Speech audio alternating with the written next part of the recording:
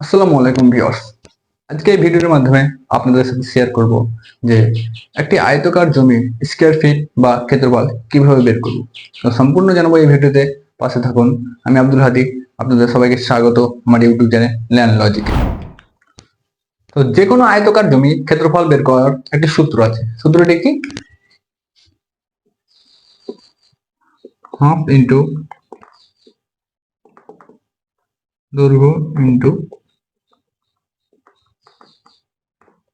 প্রস্থ। Half into দৈর্ঘ্য into প্রস্থ। অনেকে জানেন যে একটি দৈর্ঘ্য এবং একটি প্রস্থর গুণ করলে ক্ষেত্রফল বেরিয়ে যায়।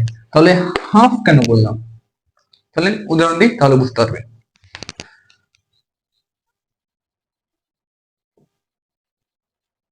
ধরুন এটি আপনার আয়তাকার জমি। ধরেন এটি আপনার 90 ফিট, এটি ধরেন 110 ফিট, এটি 40 ফিট, এটি 50 ফিট। এখন আপনারা বলেন যে আমরা কিভাবে ক্ষেত্রফল বের করি?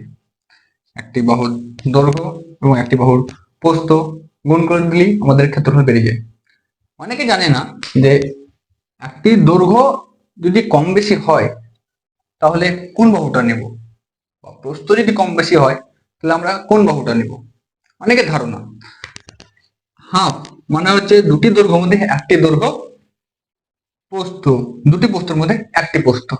কারণ আমরা দুটি দৈর্ঘ্য বা দুটি প্রস্থ যদি গুণ করি তাহলে আমাদের ক্ষেত্রফল যেটি আসবে ওটি হবে ভুল। তার জন্যই হাফ। এবার যেটা বললাম যে এটি এই দৈর্ঘ্যটি হচ্ছে 110 এবং এই দৈর্ঘ্যটি হচ্ছে 90, তাহলে আমরা কোনটি নেব? এক্ষেত্রে আমরা যেটি করব সেটা কি গড় করব। কিভাবে গড় করব? আমাদের দৈর্ঘ্য কত আছে, দুঃখিত কারণ আমার কলমে কালি শেষ হওয়ার জন্য আমি কন্টিনিউ করতে পারলাম না। তো চলেন আবার কন্টিনিউ করা যায় যে কিভাবে গড় করব। আমার একটি দৈর্ঘ্য হচ্ছে 90 ফিট, আরেকটি দৈর্ঘ্য হচ্ছে আমাদের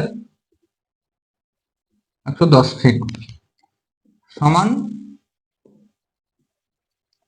200 ফিট ডিভাইডেড 2। ডিভাইডেড 2 কেন করলাম? কারণ আমাদের দুটি বাহু আছে, সমান 100। তাহলে আমরা গড় করে কত পেলাম? 90 ফিট আর 110 ফিটের গড় কত পেলাম? 100 ফিট। এবার আমরা একই ভাবে প্রস্থটাকেও গড় করে নেব। আমাদের প্রস্থ কত আছে? 40 ফিট প্লাস 50 ফিট সমান ফিট ডিভাইডেড একই ভাবে ডিভাইডেড 2 সমান 50 ফিট। এবার আমরা গড় দৈর্ঘ্য এবং গড় প্রস্থ পেয়ে গেলাম। তাহলে আমরা যেহেতু গড় দৈর্ঘ্য গড় প্রস্থ পেয়ে গেলাম, এবার আমরা এই গড় দৈর্ঘ্য গড় প্রস্থ গুণ করে দিলে আমাদের ক্ষেত্রফল বেরিয়ে যাবে। চলেন গুণ করা যাক।